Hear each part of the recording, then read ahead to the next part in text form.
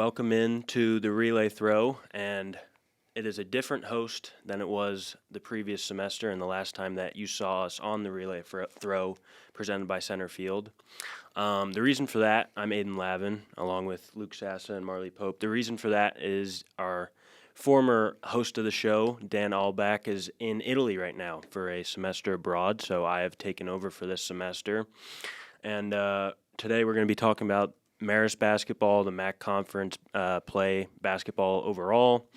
And so Luke, Marley, thank you for joining me. And Luke, speaking of Dan being gone, is now our new editor-in-chief for this semester. So Luke, how has that been so far? It's definitely been a transition, but overall good. We definitely have a really good group of people here, and everybody's been picking up the slack, definitely adjusting, and we definitely miss Dan, but we know he's probably going to have more fun in Italy than he would in LT 141, so yeah, we're making it work.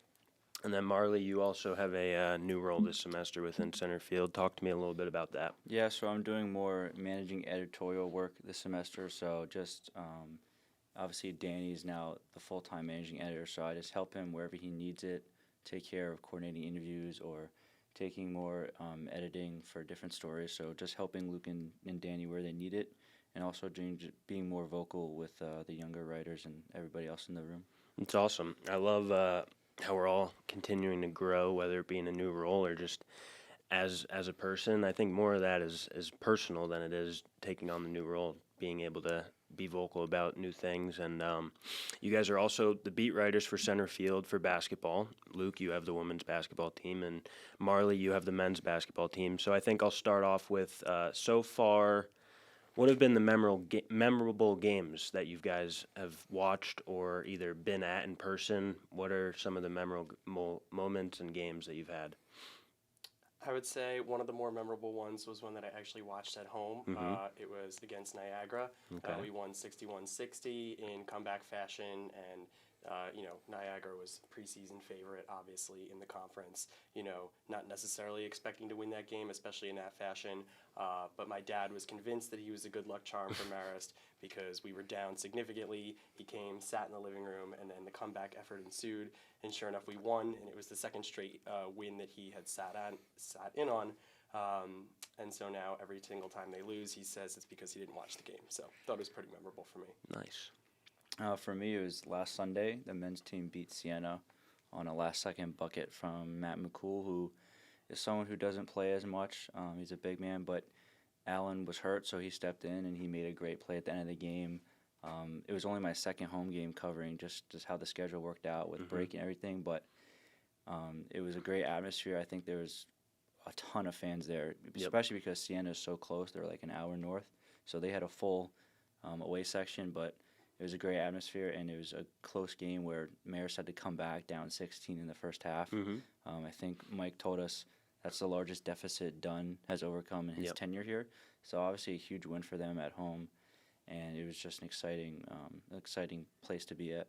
Yeah, for sure. And we're close to around the mid-season now, so both of you have released your mid-season roundtable releases. How did that go, and kind of walk us through what's within those two pieces? So yeah, the women's one will be coming out probably early next week, I think, at this point, because we'll probably, I think we have a cross-country piece coming Monday, so I'll probably do that one on Tuesday. And yeah, basically within that roundtable, main thing we're kind of just trying to unpack was the large losing streak. I think it was a 10-game losing streak that they had, after starting 2-1 and then playing much better recently, primarily fueled by Kiara Fisher's injury. They went 1-6 without her, so that was just a huge loss. Their offense was not the same without their primary playmaker on the floor. More of that responsibility kind of, fell onto secondary playmakers like Jackie Pittick or even Julia Corsentino, who's a freshman and having a huge adjustment this year. And obviously, Zaria Shazer is not the same player without her point guard on the floor. So just trying to kind of unpack that. And then really the main goal of our roundtable is to kind of get to the bottom of, which version of the team is it? Is it the team that went on a 10-game losing streak, or is it the team that has gotten healthier lately and played better? Although last night, Kiara Fisher once again exited with injury.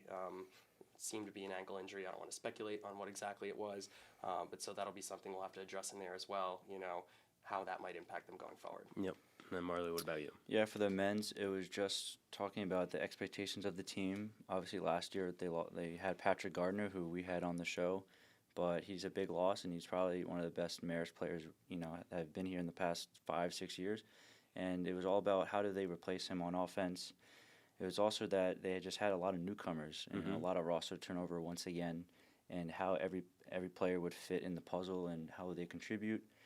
And I think the biggest takeaway is just how young the team is and that they're having success so far. Yep. The three leading scorers are Max Allen, who's a sophomore, Josh Pasquarelli, who's a freshman, and Jaden Collins, who's a freshman.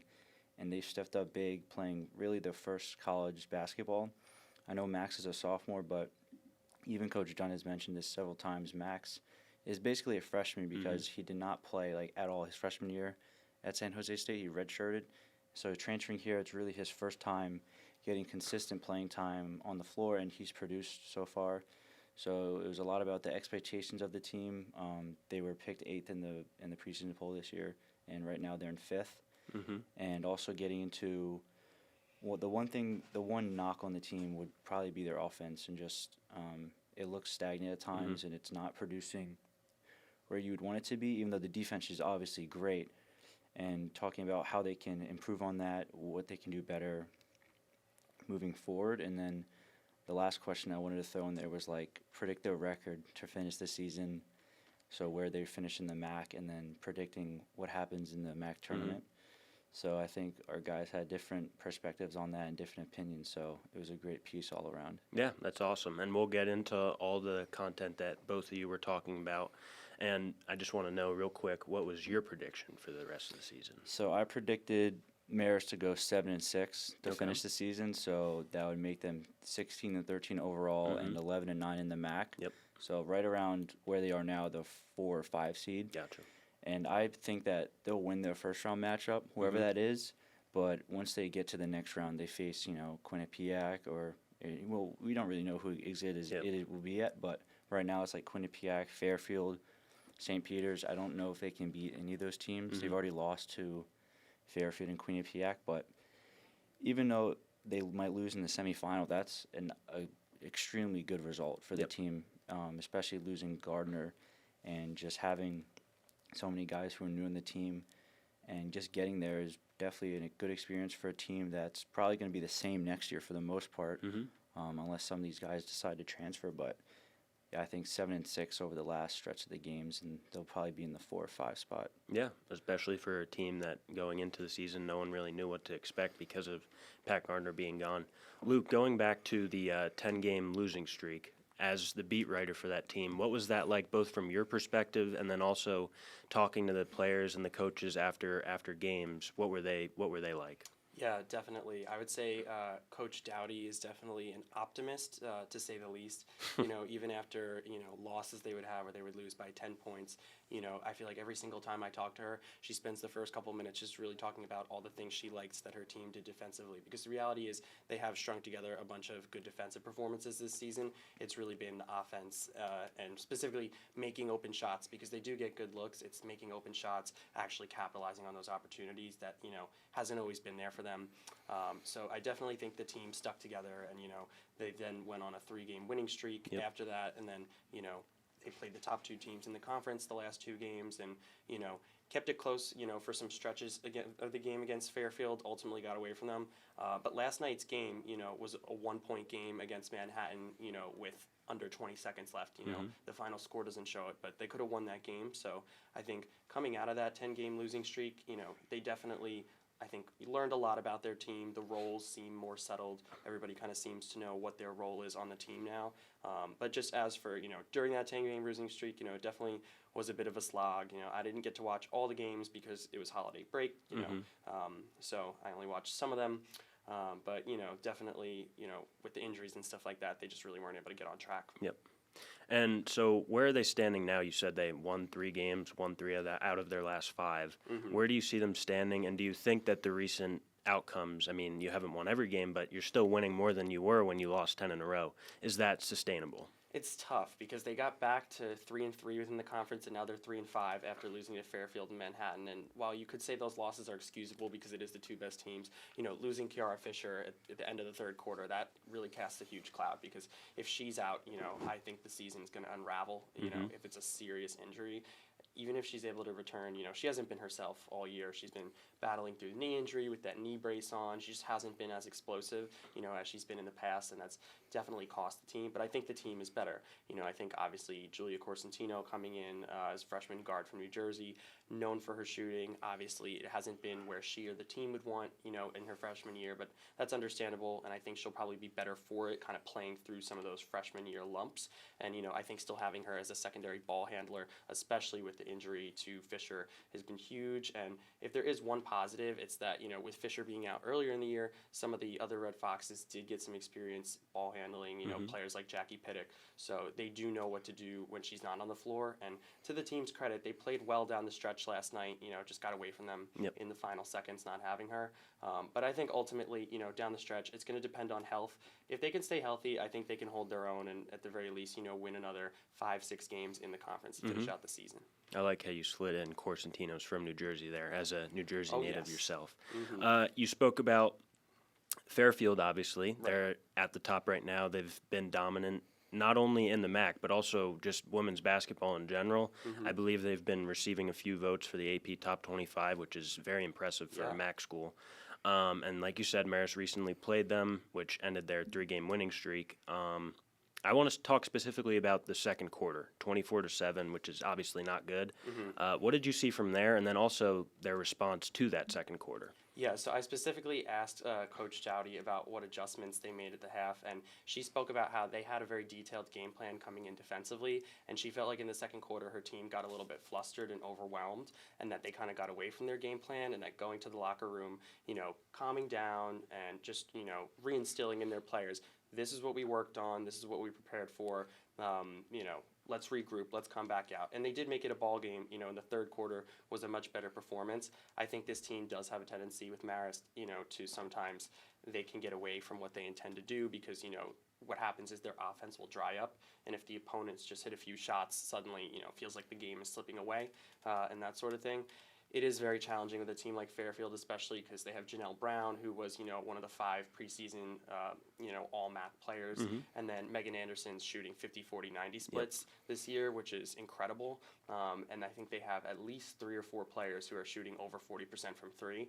And Marist still did manage to hold them to 15 points fewer on average than they score. So it was a good defensive performance, and they could at least hang their hat on that. But, definitely, clearly Fairfield is just, a notch above the entire conference right now. And even so, like, they did come back. I was at that game working it, and there was a lot of energy within the crowd, within the stadium. And to your point, Marley, about the Siena game the other day, I feel like that people have come to these games because there has been a relatively good product compared to in years past with both teams. And this is for Ben Leeds. He took a story idea and made it a very good story. The accuracy of the MAAC preseason polls, he went all the way back throughout history about how accurate they've been. Fairfield was 3rd in the women's for the preseason poll, and obviously now they're 1st. They've only lost 1 game, and that was to Vanderbilt, I believe. So I now have a few teams that I wanted to speak on for women's basketball, and then Marley will get to you for men's. We have Manhattan, who was ranked 6th in the preseason poll. Now they're 2nd. Canisius, which was ranked 9th, and now they're 3rd. And then you spoke about Niagara real briefly, who was 1st, and now they're 5th. So I want to talk about Canisius first. Marist lost to them 67-62 on December 18th, which I know is a long time ago. But if you're able to re-rack a little bit of what happened in that game, and then also just Canisius as a whole, what's going well for them that maybe the preseason voters did not see because they were, like I said, 9th, and all of a sudden now they're 3rd in the MAAC standings. So I actually didn't get to watch that game against Canisius. It's my brother and sister's birthday that day. Happy birthday. 18th, funny enough. So yeah, I can't speak much on their style of play, because I didn't get to watch it. I'm not even sure if there was a stream that day because I think we tried to have someone do a gamer for that and we weren't able to. Okay. But yeah, I think, sometimes in these polls, teams just slip through the cracks. It really, honestly, a lot of the time comes down to who are the big name players, that sort of thing. Who are the known quantities, and sometimes, a team can play better than the sum of their parts. Obviously, in a sport like basketball, you have a couple of dominant players on the floor. You're going to get more recognition in a preseason poll. I think that's why a team like Niagara with the Parker sisters, for example, placed so highly. And Canisius obviously, didn't have that same kind of recognition. And there's a team every year, I feel like, that surprises in standings. So I wouldn't say it's unexpected. It's just kind of notable. Yeah, so I think team basketball is kind of what you're going to with Canisius. And then Niagara, Marist beat them by 1, which was the memorable game that you talked about. Yes. That was on January 13th. Why is Niagara struggling right now? I think the thing that struck me in that game, because you have Angel Parker and then Aaliyah Parker. Aaliyah is the younger of the two, but potentially considered to be like more explosive of the two. But Angel Parker definitely outplayed her younger sister in that game, just very aggressive, making a lot of hustle plays, and that was something that surprised me. I thought Aaliyah Parker would kind of be like the standout in that game, and she wasn't. And obviously, like, Jada Pierce is a great coach for Niagara, and they have a good program there. But down the stretch of that game, they just were not as composed, and you could just tell, like, Marist, I felt like, was playing more loose, like almost like they had nothing to lose. They had already had a crazy losing streak. Their season was already kind of not where they wanted it to be, where you could kind of tell Niagara was maybe putting a little bit more pressure on themselves to perform down the stretch. And I just think it showed. There were some sloppy mistakes that were made, and ultimately Marist was really able to escape with a victory, because that was what happened. Yeah, for sure. And then for Marley, your men's basketball preseason poll, we have actually notable amount of teams that are not where they were supposed to be for the men's preseason. I wanted to specifically look at Ryder, who was ranked 1st. Now they're 8th. Iona went from 2 to 6 currently. Canisius 3rd, and they're 10th. Siena 4th to 9th. And then St. Peter's is the big one, who Marist has not played yet. But St. Peter's was 10th, and now they're 2nd currently in the MAAC standing. So first we'll go with Ryder. Marist beat them 83 to 60 on January 14th. Why do you think Ryder's struggling? So I think a big reason why Ryder's struggling is that they're not getting much out of their guards right now.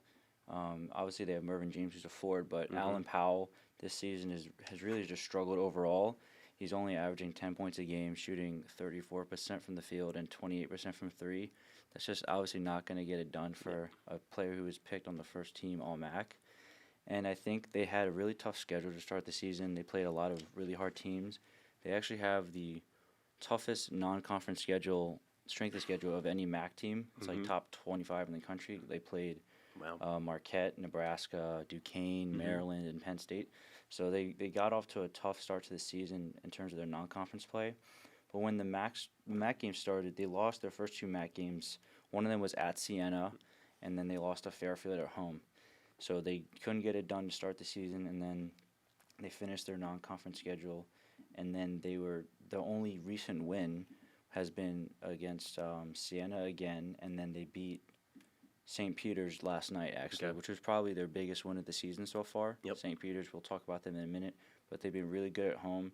So that was Ryder's second road win, all season. They're 2-10 on the road.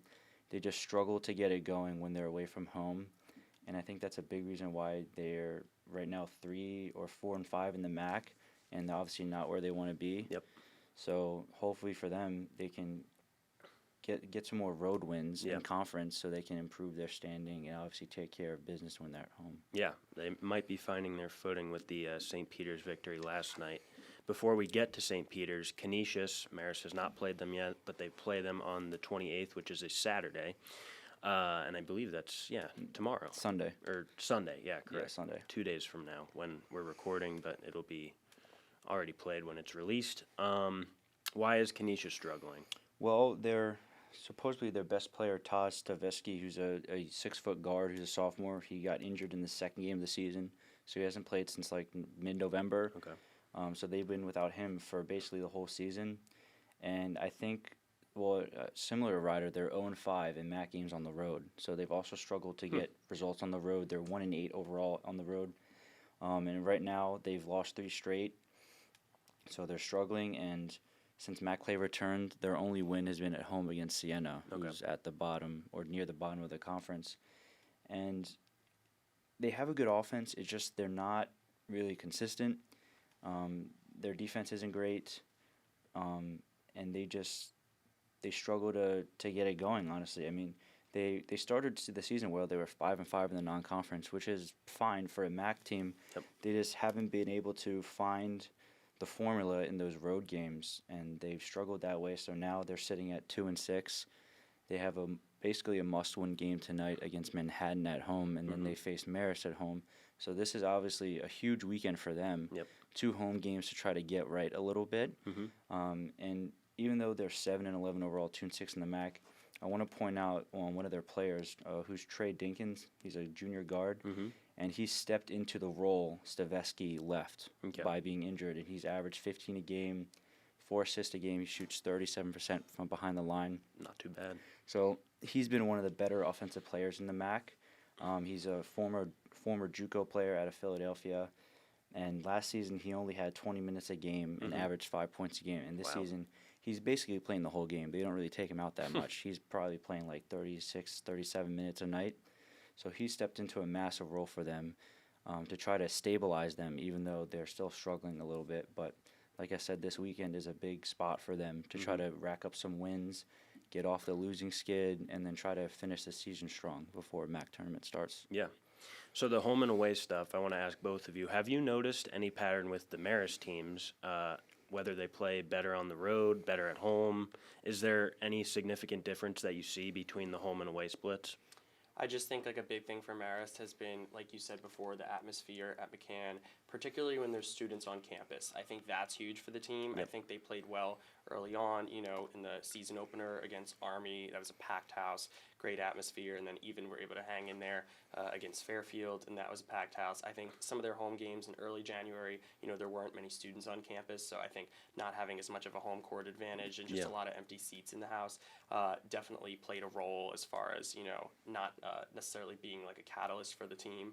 But I wouldn't necessarily say Marist has consistently had to deal with like hostile environments. You know, like they were playing in a pretty empty gym last night in Manhattan. So, you know, and I think for this team, you know, they've been a pretty similar team, home and away. I really haven't seen like anything too drastic between the two. All right, Marley, what about you? Well, for the men's team, they are 4-5 on the road, which is good, but they haven't won a road game since December 9th.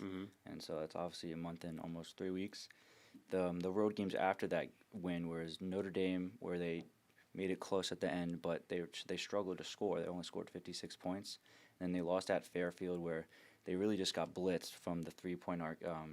The guard on Fairfield, Caleb Fields, had 10 threes, which tied a program record. Was he coming off the bench that game? No, that was Godin had. So the night before, Bryson Godin had 40 off the bench for Fairfield, and then the next game they have another guy drop 30. Yeah, that was crazy. You know, indicative of what they do on offense. But so they kind of ran into just a buzzsaw there. Just the guy was just hot. No matter, you know, if you were on him, didn't really matter. And then their last road game was against Mount St. Mary's last Friday, where they scored their lowest points of the season in 48. They really, Max Allen had a tough night down low. Just really, the Mount St. Mary's is really physical, and it made things really difficult for him. I also think Mount St. Mary's needed a bounce back as well. After a couple losses, they came back home. The students just came back to campus, so Coach Dunn told me after the game he could feel the energy in the arena once Mount St. Mary's needed to get that win. But if talking about any patterns, I think one pattern is the shooting, the three-point shooting. I think Marist really struggles to shoot the three on the road, specifically Josh Pasquarelli, who's a freshman. I think at home he's shooting like an astronomical 46% from three. And then on the road it dips down to probably the low 30s. So there's just something as a freshman you have to get used to playing in a different environment, possibly a hostile environment at times, and just being able to stay focused and get in rhythm. But there's no overarching pattern other than they just need to go get those wins.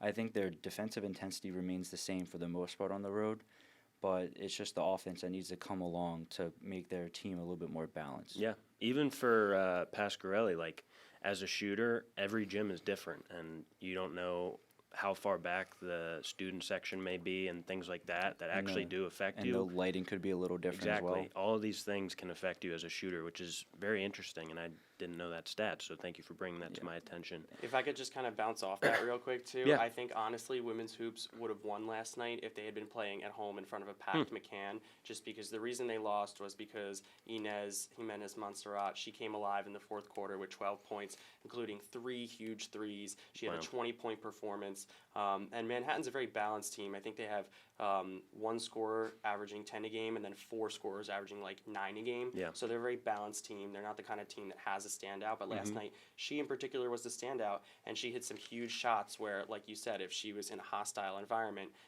facing an opposing crowd, maybe the form isn't quite as perfect on those shots versus, you have the home crowd at your back, that sort of thing. Yeah. And, those points made the difference in the game and definitely could have propelled Marist to a win if they had been at home. Yeah, I was following along that game, and it seemed like every time Marist kind of cut closer, she would just get a bucket, and then the lead expanded, and eventually they got it to 1, yeah? They did cut it to 1, and again, going back to like Corsentino being a freshman, obviously right now, like Lexi Terrell has been the most consistent 3-point threat on the team. So I think they were down 53-50 with around 40 seconds left. Terrell got all the attention. Open look for Corsentino, she missed it. And, that was, obviously, it would have been nice for her to make that basket. Yeah. To her credit, when they were down 4, with about 20 seconds left, she did make a huge shot to bring it to within 1. They were never able to close the gap, like you said. And then, Jimenez Montserrat finished it off with the play inside, which I thought was kind of ironic because she had done so much of her from 3. damage from 3 that, Marist probably wasn't expecting that. But again, one of those things where, maybe if you're at home and you have the home crowd, maybe you do make an extra shot that, it was more challenging to make on the road, and maybe the opposing team, misses a couple of those shots, and suddenly you're looking at a different outcome. Yeah. I want to get to injuries, but before we do that, I want to finish the MAAC stuff with St. Peter's, because both teams, I feel like, have had a theme of injuries and lineup inconsistencies, so we'll get to that in a second. St. Peter's, I already mentioned, they were 10th as a preseason poll, and now they're 2nd in the MAAC conference. You did say that they lost yesterday, but what are they doing well, and what does Marist have to look forward to when they face them on February 4th? St. Peter's plays tenacious defense. If you want to rank the best defenses in the MAAC, you can say Marist, and then you can say St. Peter's right behind them. You could even argue St. Peter's has a better defense because they've played better opponents. I mentioned before we got on air, Marist has the worst strength of schedule in the entire country, ranked 362. So obviously you're not playing great offenses when your schedule's like that. St. Peter's has the 92nd or 95th adjusted defensive efficiency. Marist is like 113, 114. Wow. So they get a little credit for playing better teams, but they played tenacious basketball. They switch 1 through 4 on defense. They rebound everything. They hustle everywhere. And I think that comes from their head coach, who's Bashir Mason. Is his 2nd season as head coach. He coached at Wagner for like a decade or possibly more. He won 3 NEC titles there. They went to the NIT twice. And he's a Jersey City native, so he has that DNA in him about what St. Peter's wants to be and what their identity is. Yep. It's actually funny. He was a Marist assistant from 2008 to 2010, Wow. which is interesting. And he also played high school basketball under Dan Hurley, who obviously, as we know, is a very elite head coach, coaches UConn, who won the championship last year. And he played 4 seasons at Drexel, 2nd all-time in steals, so that's very indicative of what they do, like how they like to play. But specifically for their players on the court, not just the coach, they're led by Corey Washington, who's a sophomore forward. He's a very athletic player. He can shoot the 3, shoots like 36%. He leads them in points per game with like 14.5, and he was picked 3rd team All-MAC this season. I think if he continues this performance, he might end up on the 2nd team, honestly. He has 3 20-point games in the last 6, so he carries them on offense. Their style of play on offense is very frenetic. They throw up a lot of shots. They depend on getting on the offensive glass and getting second chance points. They also love to get out in transition off a turnover defensive rebound. It doesn't matter. They get out in transition. They attack you right away. So what Marist has to do specifically is, 1, get back on defense in transition, have to limit the live turnovers, because St. Peter's loves to run, because they run, for the most part, they run 4 guards and 1 guy that's big down low. if Corey Washington's on the court, he basically acts like a guard anyway because he can handle the ball and he's quick enough. So it's basically 4 guards and 1 big man. So they love to run in transition and make plays that way. So Marist will have to it's going to be a battle of the pace in that game because St. Peter's likes to speed you up, make you make mistakes on Marist offense. goes slow. They're very active with their hands. They're very physical. So Marist is going to have to stay focused on offense, keep the pace slow, get the looks that you want. And on the other end, they're just going to have to – I think Marist, their defense will be pretty fine. They just don't want to give St. Peter's any easy looks. Right. If you make them work for their shots, they're not going to have success. I think they have like the lowest field goal percentage in the MAAC of any team, so that they shoot like 40% from the field as a team, which is not great. So as long as Marist doesn't give them free points in transition, I think they'll be able to battle in that game and make it close and possibly win. Yeah, that sounds like it'll be a dogfight. Do you know if that game's home or away for Marist? Because if it's away, then that would be kind of a homecoming for Pasquarelli and Collins, who are both Jersey natives. So they play at home on February 4th against St. Peter's, and then they go on the road February 25th. Mm-hmm. So they play them twice in the Right. same month. So we'll see how that goes. The February 4th is a Sunday, so that'll be an interesting game, and we'll see if they can get that dub. Yeah, for sure. All right, so moving to the injuries and the lineup inconsistencies, both of you have open floor to talk about this. I just want to know you can give an update to everyone who's listening about the injuries that they have faced and then also what that's caused to the lineups and why it's been a struggle at some points, because both of you have said that the offenses have struggled at different times, and I think some of that has to do with they're not playing with the same lineups every game and they don't know who's playing every game. So either of you want to take that first, go ahead. Yeah, sure. So I've talked about the Kiara Fisher injury ad nauseum, with her lack of explosiveness when she's been on the court, and obviously the extended absences off the court. But aside from that, somebody who I think really deserves a lot of credit for playing through injury this season is Katie Cunningham. She's tough as nails. She had in the game against Ryder, which is where they broke the losing streak, she was slammed to the ground, late in the game and was on the ground for an extended period of time with a back injury. She was able to walk off under her own power, but she had to be helped up. It was a whole thing. And then just 2 days later was the big game against Niagara that they ended up pulling out. And, the commentators that were calling that game said most players would not play in this game, after sustaining that kind of injury just 2 days prior. And it was very impressive that she was even on the floor. Obviously she's the primary defender for Marist. So, having her on-ball presence is huge, and ultimately allowed them to win that victory. And sure enough, she made the game-winning play. She drove inside, drew a foul, trying to corral a rebound, came up off the ground very slowly, holding her back, went to the line, made the game-winning free throw, and to kind of play through that, that ultimately you might look back on this Marist season and say that might be one moment, if they are able to kind of pull it together, that kind of kept them afloat, her playing through that. As for some other injuries, not as prominent of a player, but still definitely making an impact, losing Maeve Donnelly as your backup center, obviously, that definitely hurts just because, although her shooting, inside wasn't the best, just her defensive presence on the floor as a backup big was important, especially having somebody in Morgan Lee who is new to Marist. She's a new starter for the team this year. She's had to stay on the floor a little bit more, and, she has not always, she's missed a lot of open layups, at certain points this season. She's been better lately, and last night she made a couple of huge threes, but definitely she's been kind of like thrust into more of a role with that being the case. I think you've also seen someone like Kiara Croker have to step up as well with that being the case. So definitely it's just led to a reshuffling of roles with some of that. But overall, I think, when you do have some of those injury troubles, when you do have a player like Zaria Shazer who's able to stay on the floor all the time and just consistently lead the way in scoring and rebounding, it just stands out that much more. But I would say her best attribute is her availability for the team. Yeah, shout out Katie Cunningham. Go ahead, Marley. Yeah, so let me just start with Isaiah Brickner, who's a sophomore guard. He was picked All MAAC second team. He had a great run in Atlantic City last season, and he really took a lot of control as a freshman from the point. But from the first game of the season, he's been dealing with a back issue that's definitely been hindering his play. I mentioned in the roundtable we had a question who's been the most disappointing, and for me, I said Isaiah because I was expecting so much more from him, and I know the injury definitely hinders him, and I hope that he can get healthy to be back where he was last season. That would help the team a lot. but he's been battling that the whole season, and they finally shut him down a couple games ago against Quinnipiac. He only played 14 minutes, and then he hasn't played since. So the back injury is really something that is tough to navigate. It's really tricky, so we don't really know when he's going to come back.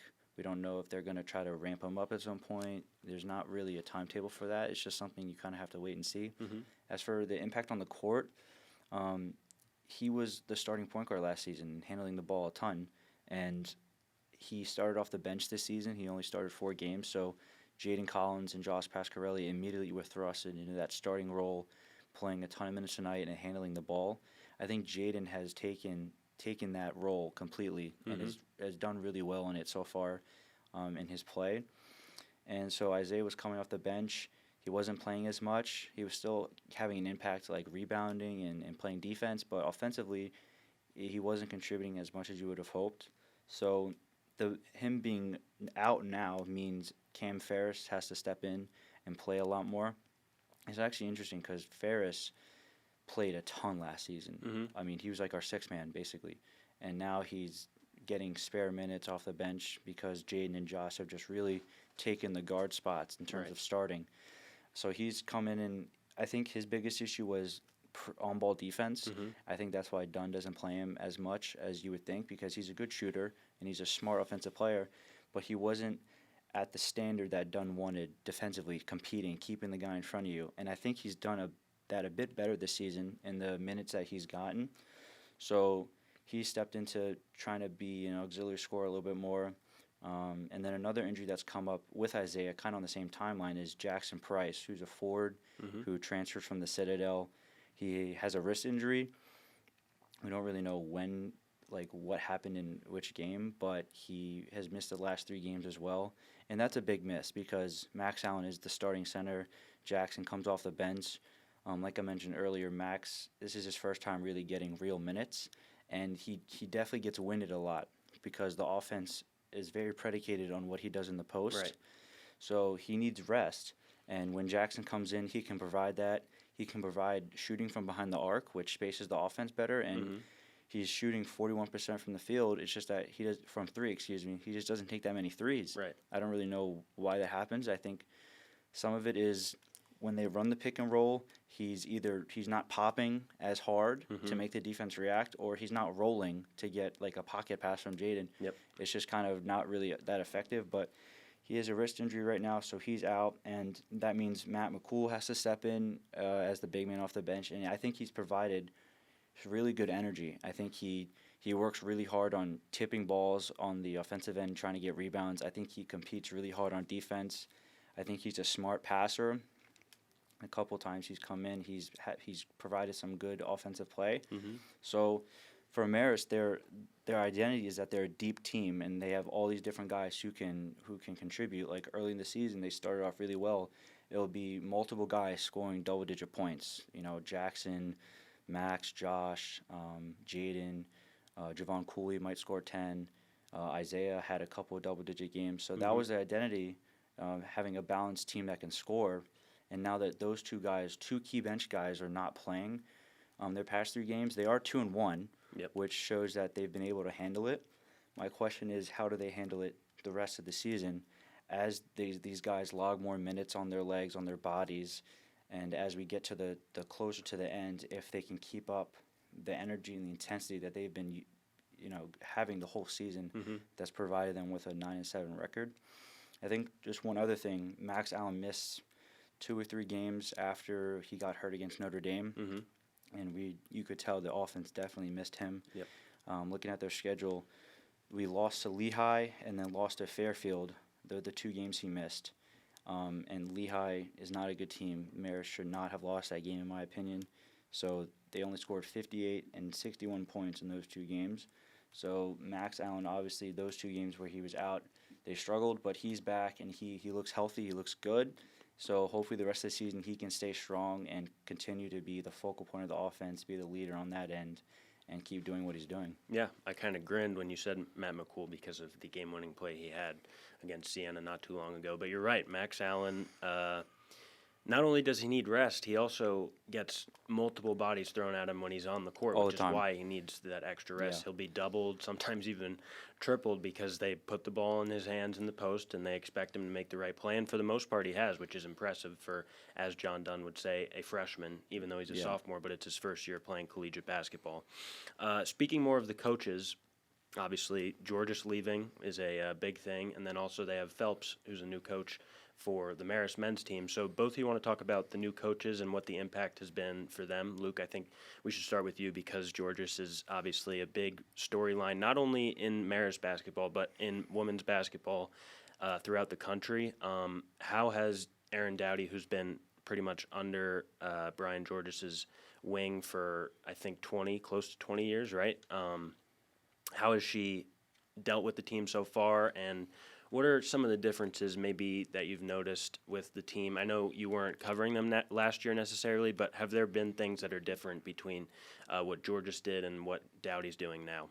So before I even get to that, just as you were talking about, getting rest for some of the players and stuff like that, one thing I thought I should mention really quickly before discussing the coaches is with Zaria Shazer.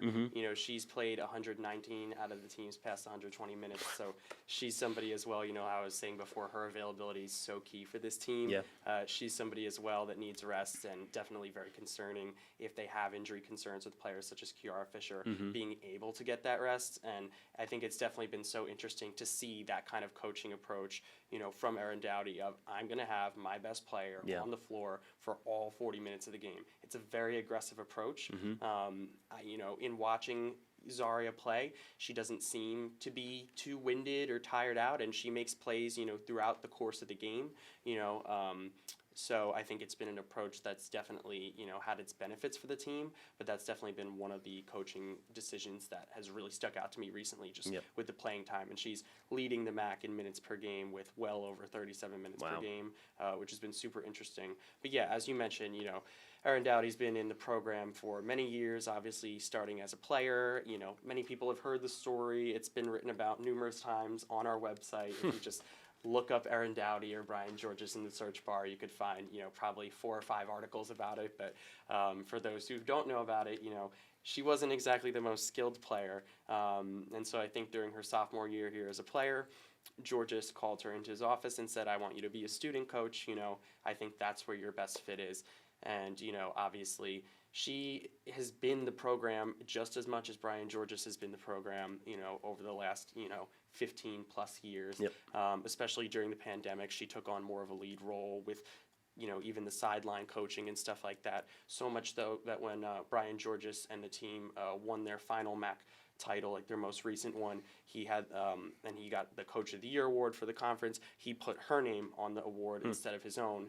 And, she's led recruiting for this program, so she recruited all these players here, basically under the impression that she one day would be coaching them. So I really don't think much has changed, like everybody knew what they were signing up for, and she definitely has the respect and admiration of her team. You can tell that they play for her, and you can tell that she has her team's back. No matter what the final result is, I think she's definitely a process-oriented coach. If I ask her after the game, there's been certain coaches that I've interviewed before where their focus post-game will really just be on the outcome of what happened and not necessarily, what took place to get to that outcome.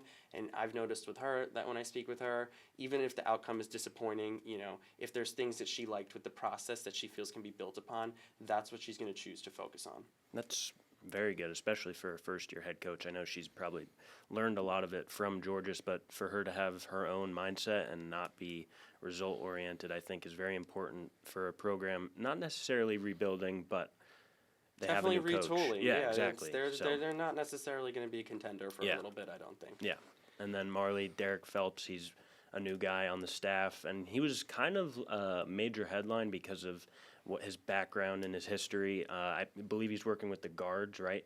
So what has he been like as a coach on the Marist bench? So from what I've seen, he's a very easygoing, quiet guy. He's not very vocal. I think, though, he played guard at University of North Carolina, won a national championship, was one of the key players on that team. And what he's doing with the guards is, I think he's teaching them the nuances of the game, the little things, how you stay consistent, the little things, the mentality you need to have as a guard, specifically on the defensive end because he was a defensive player. He was the first player in ACC history to have 600 assists, 400 rebounds, and 200 steals in his career. So he's very much an all-around player, and I think he's teaching these young guys what it means to be a guard and what it means to be tough, what it means to be mentally tough. And that especially resonates with guys like Jaden Collins and Josh Pasquarelli, who are freshmen. So they're ready to learn right away. They're very impressionable because this is their first time playing college basketball. And I think he's done a great job so far. They've played amazing. I think you can see the growth that they've had throughout the season. And you can also hear, when you interview them, you can hear what their mentality is, a little insight onto who they are and how they want to play on the court. And I think Phelps is a big reason for that. I know, Luke, you interviewed him for a piece for Centerfield, so you might have a little bit more insight on him, his personality. But from what I see from the bench, he's a very easygoing guy. He's pretty quiet, but the players definitely listen to him when he speaks. Yeah, Luke, if you want to hop on that, go ahead. Definitely. One of the main off-the-court things that he spoke to me about in our interview, which was definitely one of the longer interviews I've ever had with a coach, he just had so much to offer, was about particularly the spotlight that he dealt with when he was at UNC, playing on that kind of stage, going to a national championship game, and how at the time he played for Dean Smith, who was a legendary coach there, and how, they were treated like professionals. It was wearing suit and ties, it was flying on private planes, it was making appearances on ESPN, and so he had to very quickly learn how to kind of grow up in that spotlight. It wasn't that mentality of, I'm just a college student playing basketball. It's, I'm a professional basketball player, that's how I need to compose myself. And he spoke to me about really just wanting to imprint that on this program, to have everybody carry themselves like professionals. And, he's a defensive-oriented player. He's a defensive point guard first and foremost. So I think that, is his main focus, in working with all the young guards. Like you said, that was something he spoke to me about as a priority, months ago, was trying to really imprint defense-first mentality and just try to carry that forward. And, also communication. His nickname when he was a player was the General. He was very good at kind of leading the charge. So I think he wants his players to be communicating with each other and on the same page. Yeah, go ahead. I think Jaden fits right into that mold, honestly. I mean, he's a point guard who he can pass the ball, and he's tough, and he gets steals all the time. He plays really good defense, keeps the man in front of him. He doesn't get beat often. So I think Phelps has direct correlation to how Jaden is playing so far this season. Yeah, that might segue right into the next thing that I wanted to talk about, which is the standouts and disappointments of both teams. So I guess we can start with Jaden. I would assume that he's in your standout category, and then you can go to other players for either standouts or disappointments. Yeah, so talking about Jaden, he's a freshman from, I think, New Jersey, from Rutgers Prep, where junior Noah Harris was also from. And he's coming right away, and he's taking control of the point guard spot. I think he's a really good facilitator. He's got good ball handling. He's quick. He's nifty, and he's really strong when he drives in the paint to try to finish layups. I think the only issue for him is either he struggles to finish at the rim at times. He gets there really well, but sometimes he struggles to finish at the rim. And right now in the future, he needs to develop his perimeter game, because when they run ball screens, which is a big part of their offense, running Max on a ball screen with him coming off of it to read the defense, sometimes the defender goes under because they know he's not as much of a three-point threat. So if he can develop that three-point threat where he has that quick trigger and make the defender go over the screen, that can create a lot more opportunities for the offense in terms of him driving to the paint, in terms of Max rolling and getting the ball, or drawing defenders to kick out to other shooters. Right. So in the future, he needs to develop that perimeter game. But I do think he has a good mid-range game right now. There are multiple times in the game where he'll go one-on-one with his guy, and he'll have a quick pull-up mid-range, and he'll hit it, or he'll get open from a screen and hit the mid-range jumper. So he has that going for him right now. It's just in the future, developing that three-point shot will be the next level to his game to make him an even better player. And then on the defensive end, he competes like nobody else on the team. He's really the point of attack defender since he's defending the other team's point guard. He does a really good job of limiting them from getting open looks to other guys because he's not getting beat. So no one has to really rotate to him, and everybody can stay on their guy. He fights over screens really well, and he also gets a lot of steals. He's very active off ball and looking to deflect or looking to steal a ball from a post player or when guys are driving. So he's been an absolute stalwart defensively, and as long as he keeps that going and keeps the mentality as a freshman and just continue to learn, continue to get better, to continue to accept the constructive criticism from his coaches and teammates, he's going to be an absolutely fantastic player for this team. Yeah, for sure. And then I'll point out one other standout is definitely Max Allen, who's a sophomore center. We've talked about him at brief so far today, but he's come in and he's really just been the leader on the offense. I've been surprised by just how productive he is. Honestly, I wasn't sure what was going to come from him coming in. I wasn't sure if he was going to start or come off the bench, but he started basically every game he's played, and he has tremendous touch around the rim. We had the roundtable, and me and Danny both cited that his nickname is the Dancing Bear. I have no idea where that came from, but I saw it at one time, and I was like, that makes a lot of sense because his footwork is so quick, and he has such sudden movement in the paint. Yep. He really throws defenders off. And the other thing is, he has touch with both hands. Mm-hmm. He's not dependent on using his left shoulder to have a right hook. He can go with his left. He can lay the ball up with both hands. And he's really active down there, and he's a great player. When he gets doubled, like you mentioned before, he's a good passer. He has his head up. He knows how to find the right guy. Mm-hmm. I think the next step for him is just getting his legs under him more. Like we've talked about a little bit, just getting winded when you're playing at such a high level. I think getting his legs under him more, he can become more of a threat with, maybe a little bit of a mid-range game. Mm-hmm. I don't expect him to come out and shoot the three.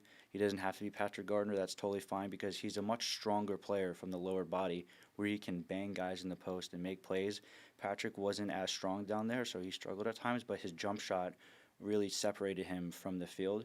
But for Max, if he can just get his legs under him, continue to improve his conditioning, I think his production is there, his talent is there, and as long as he stays healthy, he'll probably be the leading scorer on this team for the next couple years. And then moving to, what was the other category? Disappointments. So I mentioned Isaiah.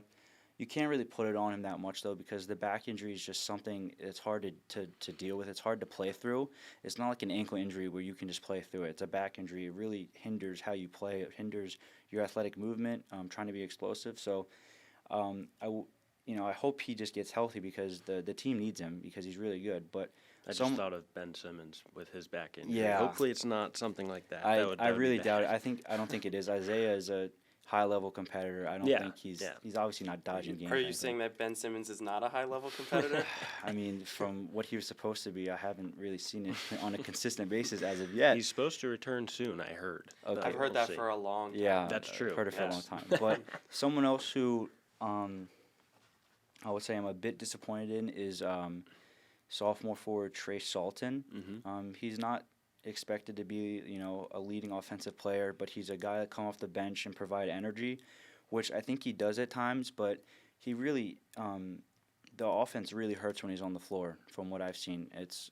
He's not someone who's going to, take the ball and drive to the basket or shoot. He can't. He struggled from three this year. He doesn't seem to have like a proper role in the offense where he can contribute. Mm-hmm. Like I know he subs in for Jaden Doughty, so they're similar players in terms of they're really athletic forwards who are young. But Jaden has shown the ability to put the ball on the floor and drive to the basket, and he's hit the occasional three. Trace hasn't done either of those things. So when he's on the floor, he doesn't really contribute much on offense. I would say, though, his defense is solid. He does contribute on defense a lot. He's an athletic player, and he can get rebounds. Mm-hmm. I just think he doesn't look confident with the ball. Mm-hmm. I think he doesn't look comfortable with the ball in his hands, even if it's just, running the weave on offense just to get the defense moving a little bit.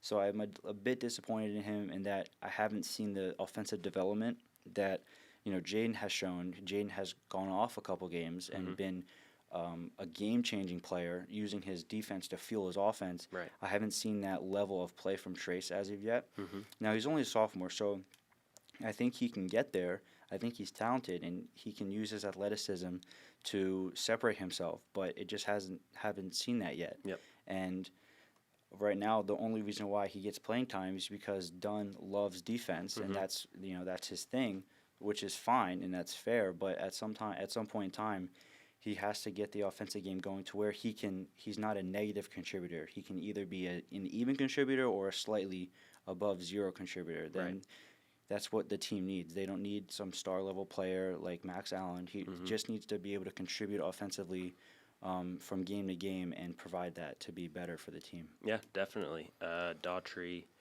44% about from the field, and then Trace is shooting around 35%. And then obviously from three, Jaden's shooting 21% and Trace is shooting 18%. They're not expected to shoot and score as much as other players are on the team, but if you can shoot better than the way he's shooting right now, obviously that would definitely help. And I am with you. I think Jaden is. I'm very impressed with his athletic ability. Obviously, I think Trace will eventually be able to put it together. And then moving to women's basketball, your standouts and disappointments. What do you have for us? Definitely a standout for me has been Katie Cunningham. I already spoke about her playing through injury, but, just being the team's best defender, she's routinely held, star-level players to, lower outputs than they're typically used to having, but also her ability to rebound and box out and fight for tough rebounds, where she's getting physical. She's averaging 6.5 rebounds a game, and it's been really huge for a team that doesn't have, the best interior presence per se. She's kind of masked that up a little bit along with Zaria, because Morgan Lee is not really rebounding the way that the team would hope. Right. And obviously they don't have Maeve Donnelly. So definitely, she's been a bright spot, I would say. Also, the three-point shooting, I wrote a piece earlier in the year about how this team really tried to install, specifically Coach Doughty tried to install an offensive transformation. Okay. And what she said to me was, we know what Zaria can do. We know what Kiara can do. It's about how can they actually now start to create for their teammates and use all the attention that they draw to get some open looks for their teammates. And that's kind of twofold. One, it's obviously going to fall on those two to make more plays. And, to their credit, they have. When Kiara's been on the floor this year, she's averaging 5.5 assists. I think she averaged 3.9 last year, so that's up. Step up. And then Zaria's averaging 2.5, which is pretty good for her position as a forward. So they've been doing that. And then, on the other hand, it's for some of the secondary players, when you are a complimentary player and you do get an open look because the defense is focused on you, are you going to be able to knock down shots? Right. Particularly from three-point range, for this team in particular that really struggled with that last year. And, Lexi Terrell and Jackie Pittick are both, shooting over 34% from deep, so that's been good for this team. Obviously, I would say, Julia Corsentino, they put her in a tough spot. They were definitely relying on her to step in right away as a freshman, kind of as like a six-man, and just be that three-point scoring threat off the bench. It obviously hasn't come to fruition, but it is just her freshman year. And if you look at her high school career, along the Jersey Shore, she was one of the premier players. And I think that skill set is still there. And like I said, I think she'll be better for it this year. I just think that this is not the year for her, and that she needs to just keep getting out there, work on the little things, work on getting better, not put too much pressure on herself, and hopefully that'll start to evolve.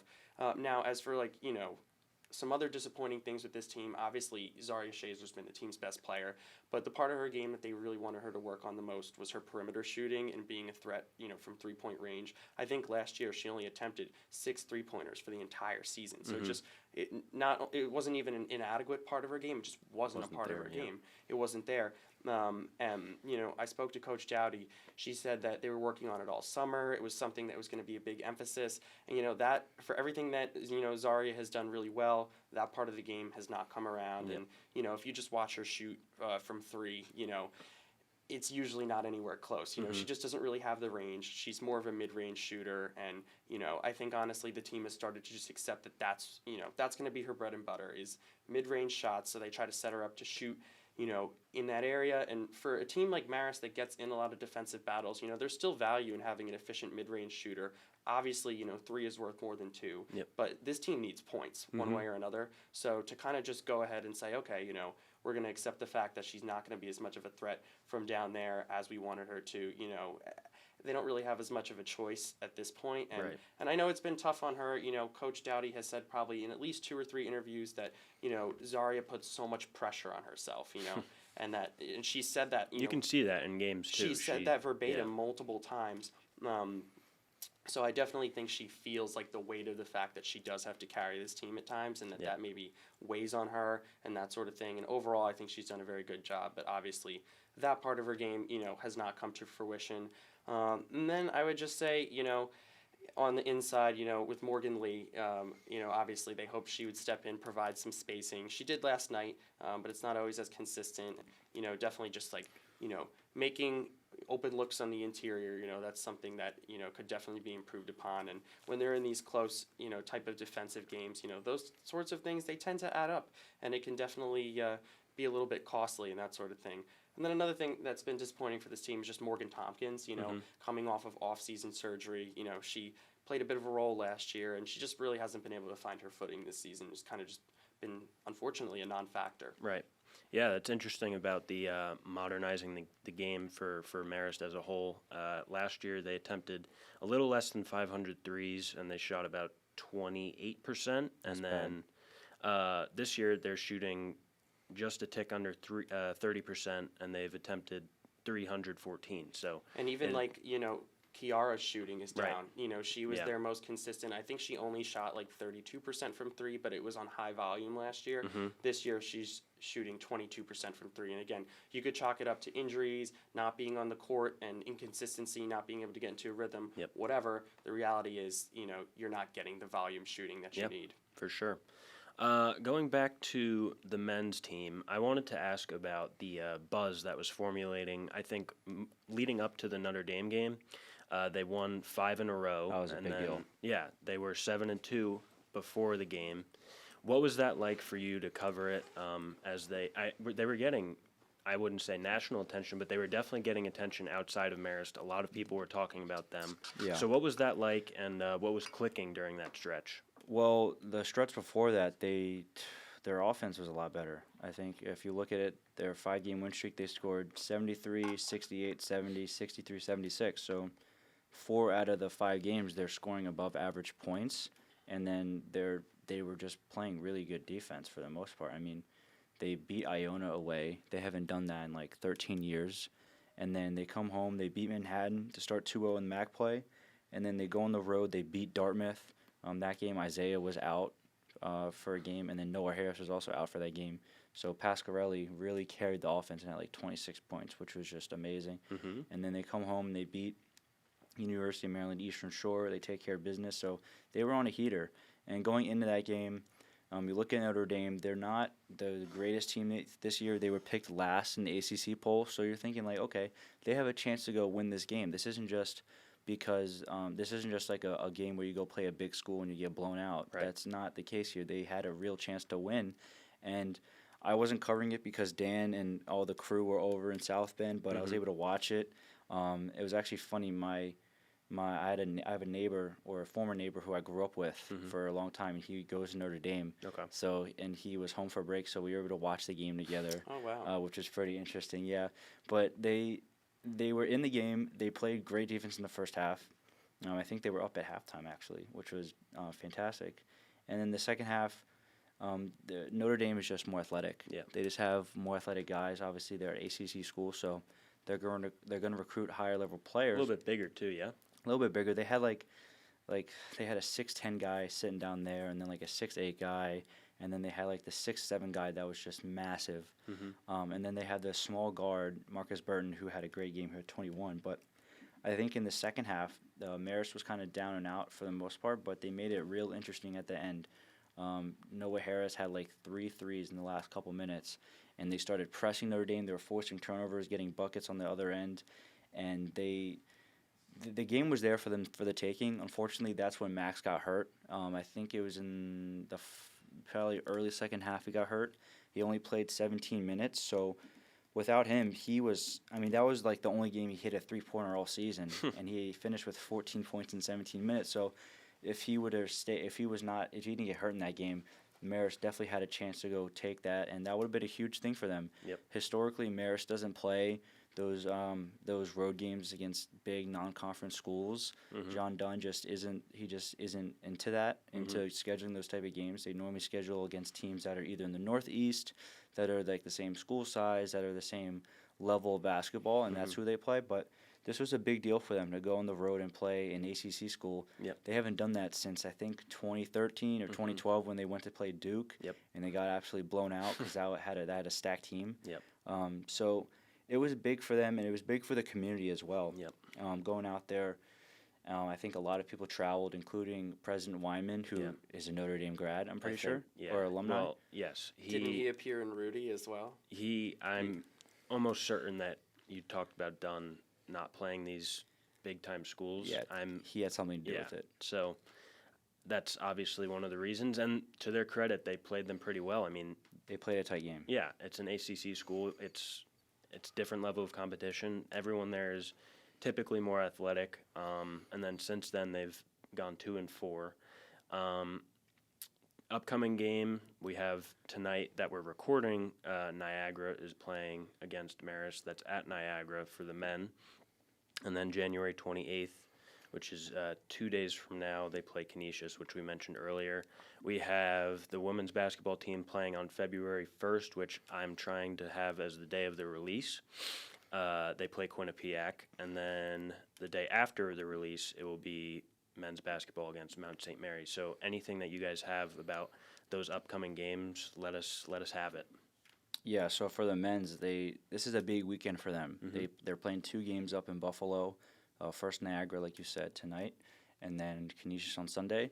They have a chance to win both. I think Niagara is a really strong offensive team. They're the best 3-point shooting team in the MAAC, so Marist will have to deal with that. I talked to Mike Farrell last week, who's the SID here, and he did say they're thinking Jackson or Isaiah could come back for this weekend, maybe just one of the games, but if they can have at least one of them tonight or Sunday, that would be a massive boost for them. Right. It also is important as road games to see how can they respond on the road? How can they deal with the travel, the hotel and all that type of stuff, not being at home, and just go out there and go get a win or get 2 wins. I think this is a point where this is where you learn about what this team is and what they can do. We've seen them have a 5-game winning streak. We've seen them lose a couple games in a row. This is where you want to see in conference play how you match up. Obviously, right now, Niagara's in 4th, just above Marist, and they've played really well, a little bit above what you thought they would. They're 9-9 overall. Yep. And then we mentioned before, Canisius is struggling this year, but they're still a good offensive team at home, and you still have to take care of business there. So this is a little bit of a key point in their season and how they fare in these 2 games. You don't want to go 0-2. You don't want to go up to Western New York, go 0-2, and have to come back home and play Mount St. Mary's on Friday. You want to get at least one of these games to just keep yourself in that spot, in that 4 or 5 spot, and then keep moving forward. So it's going to be a good test for them how they handle 2 straight road games in 3 days. Yeah, I think the momentum of the Siena game will certainly help with traveling up there, and we'll see if they can put that into actual performance. And then for Luke, we have Quinnipiac coming up on February 1st. What is that game going to look like? So I just think for really the next 2 games, it's a good opportunity. First they get a week off right now, and that's huge, as we were talking about with the injuries. For this team to be able to get just a little bit of a respite and rest up, it maybe if you have, a quick back-to-back, you're not getting a Kiara Fisher back out on the floor, but if you get a week off, maybe she's able to rest her ankle and give it a go. But both of these teams are very balanced. Quinnipiac has 3 scorers who are averaging in double figures, and Siena has 4 scorers who are averaging double figures. And, both teams are kind of middle of the pack within the MAAC conference, both straddling that 500 line. So I think this is a good opportunity for Marist against, pretty solid competition, but not overwhelming competition, to really make a statement, that they have improved as a team, and that, the 3-game win streak and then hanging in there against the top 2 teams wasn't kind of just a mirage, but is, a sign of a healthier and more improved team. Right. So I'm going to be fascinated to see, how they play. I think these next 2 games are really just a bellwether. If they're able to, come out 1-1, but, the loss was close, you'd feel pretty good. Obviously 2-0 would be great. If they lose, both of those games, it's going to be really tough to see a path forward for this team with the 3-7 conference record to really go on any sort of run. Yeah, I'm definitely with you on that. And obviously, for both teams, it sounds like it's a big stretch coming up. Definitely. If there's anything else that you guys would like to touch on for either the men's or the women's, please let me know, and we can talk about that. Not that, just some center field stuff. Sure. Yeah. Let it go. So early next week, we should be coming on 1,500 posts on the website. Wow. That'll be very exciting. Amazing. I also noticed that we are currently 4 posts on our Instagram away from 500 posts, which is also really good as well. Fantastic. Because, that's been huge, especially this year. It's really come together this year, especially, Dan and I were the only 2 returning members, and now at the current moment, I'm the only one left from our staff last year. Everyone else is off in the world, the world being MLB Network or ESPN for the most part. Or Italy. Or Italy or wherever. But just to see how it's really come together this year with a whole new group of writers, editors, but especially graphic designers. Yeah. We went outside of our program to find, graphics people and videographers and photographers to come in, and the job that they've done really just taking, our writing, which is just words on paper, and bringing it to life, elevating it in a way where we're able to promote it and share it. And it's just amazing. And it's been incredible to see this year. And, when you see a milestone number like that, 1,500 posts, 500 posts on social media, it definitely resonates. It's a large body of work that over the years this publication has produced. And I think it just motivates you to keep going. Yeah, and I think that you mentioned the graphic design, the people we brought on, they've done an amazing job, either on social media like TikTok or Instagram, or just making graphics, taking photos.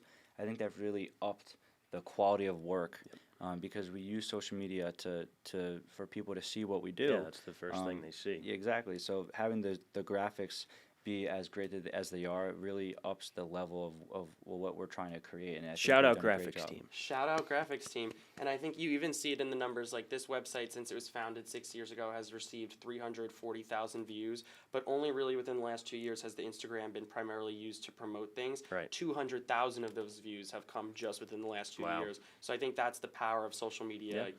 Liking, sharing, posting it, stuff like that. It really just gets it to a larger audience. And I mean, when I look at the center field account for my own personal account, there's 100 mutual followers that Yeah, are just right. people that are within my world that constantly come up to me and talk about how they see what we're doing and they're following it, and it definitely brings it to people that wouldn't necessarily see our work. I think another way we've been doing that too is just expanding who we're writing about. Right. It's so easy to focus on basketball or football or the big sports, but we had an article go up this week about a standout on the Marist esports team, which our publication hadn't written about, I think, in at least 3 years. And that article, the numbers that article has done, it's been one of the most read articles I think that we've had in like a year. Yep. Because that's a whole new group of people that a whole gaming community out there that wouldn't normally be reading our stuff, that's kind of reading into some of that. So I think it's really just like tapping into new audiences by providing coverage of those sports that are maybe more off the beaten path than what we typically are looking at. Yeah, for sure. I think the embrace of everyone, whether it be athletics, the student athletes themselves, the student body of Marist as a whole, it's been really cool to see. I think this year, in years past, I'm sure it was somewhat of an embrace by other people, but I think this year, with all of us being actually in it and seeing how it's been working, going back to the graphics team, I only know because the all Marist teams was like something that I wanted to do since last year, but those graphics were very, very cool, and seeing it be shared by people that were actually on the teams. I think Sasha Vandermerva put the graphic on her story, and a few others. I don't remember who, but I know she put it on her story, and I think there were a few others. Seeing that, it's very cool to see things like that come to fruition and people actually like enjoying it and consuming it rather Right. than we just put it out and no one really cares about it. But there are people that care about it, and I think we all realize the responsibility that we have as not only students and people that are representing athletics, but also journalistically, we have a responsibility to give people what they're hoping for. And Luke, I know in one of your articles, I think it was your article, there was a comment talking about like how you were super journalistically responsible and talking about, because in years past, I guess there was a problem with saying, oh, at least they tried, but you were forthcoming and being like, well, they're not playing well and this is why. And I guess they didn't get that in years past. We've been trying to do a better job of taking bias out and putting the facts there, and that's it. So it's been really cool to watch. I think one of the main things that was instilled in me, by some of the, writers from years past is just to write what you see and Yep. to just be fair, that's the biggest thing. Write the truth, if you see something, write about it. Don't put your own personal opinion in there, the coaches will give their own opinions in the post game, and that'll be plenty enough, that sort of thing. And, we just do it by the book. And, yeah, I think it becomes pretty self-evident in the body of work. Yeah. Yep.